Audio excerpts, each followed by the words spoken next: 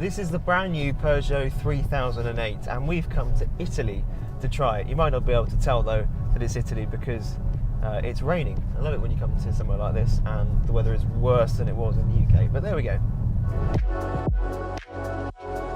So we first got a look at the new 3008 at the reveal in Paris back in May.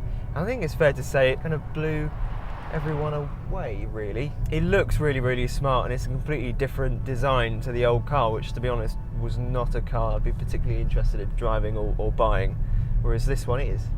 So what's different about the new 3008? Well, the main thing that Peugeot are talking about is the interior. It's their new generation of iCockpit. That's what they call their interiors. So you get in it and immediately everything is geared more towards the driver. So you still get the standard small Peugeot wheel that we kind of complained about at first, but you get used to after a while. But then everything else in here is quite different actually to what you get in almost every other car. So the center console, these really smart buttons, and everything is angled towards you. It feels quite sporty. The center console is quite high as well, so there's a very distinct separation between the driver and the passenger. You get these really nice touch screens as well, so there's an 8-inch touch screen for the nav and things in the middle, and then in front of you the dials. There are no conventional dials, there's just this like 12.5-inch screen that gives you everything you need to know. So it gives you the revs, your speed, and the sat-nav guidance as well. So you get the total map in the centre and the smaller kind of route guidance on the right-hand side of the screen. On the outside, again, this is a car that you might actually want to buy. The front of it is fairly standard Peugeot. It certainly looks really, really nice. But the back, I just think they've smashed it. Like, it looks really, really smart. And there are loads of hidden details as well all over the place that just, yeah, they just make it a little bit more special than anything else. So how does it drive? Well, we've tried both the manual and the automatic. First one we tried was the automatic, which is a really, really smooth gearbox actually.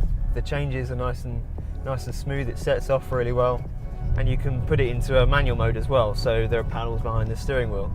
That's okay. There's a delay between when you actually press the paddle and the change happens, but the change itself is actually pretty good. 6-speed manual, standard Peugeot. There's not much feel to it. It's not a sports car, so I don't really expect it, but it's an alright gearbox. So engines, we haven't had time to drive the petrol cars, which is a bit of a bummer, but that's sometimes just the way these things work. But we will be driving it in the UK in about a month's time. For the time being, we've driven a 2-litre diesel and the 1.6 diesel. So the 2-litre diesel is only available with an automatic. There's no option for a manual.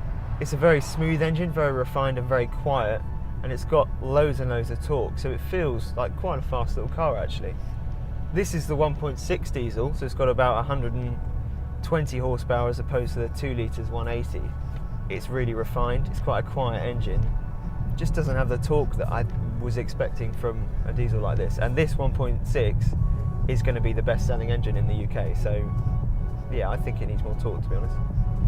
The 3008 rides really, really smartly. We're on European roads, so again, you kind of want to try it in the UK and see how it copes with our really terrible roads. But this ride's okay. It deals with sharp, small bumps really, really well. It's when the road is a bit smoother and the bumps are longer and kind of longer undulations that it starts to struggle a bit more.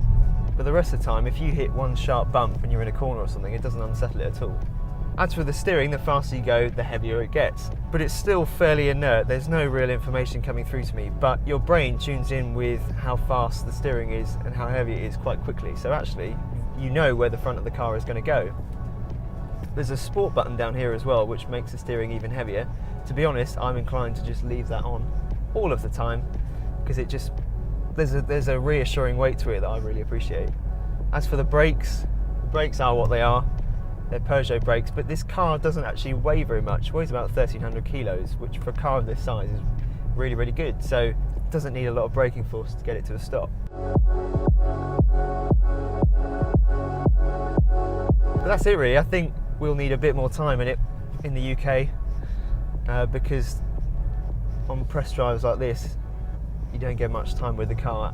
For the time being though, I think it's a really, really good car. It drives really well. You've got a good range of engines, and the design, both inside and outside, they've done a really, really good job, and it's different. That's what I like about it. It's different.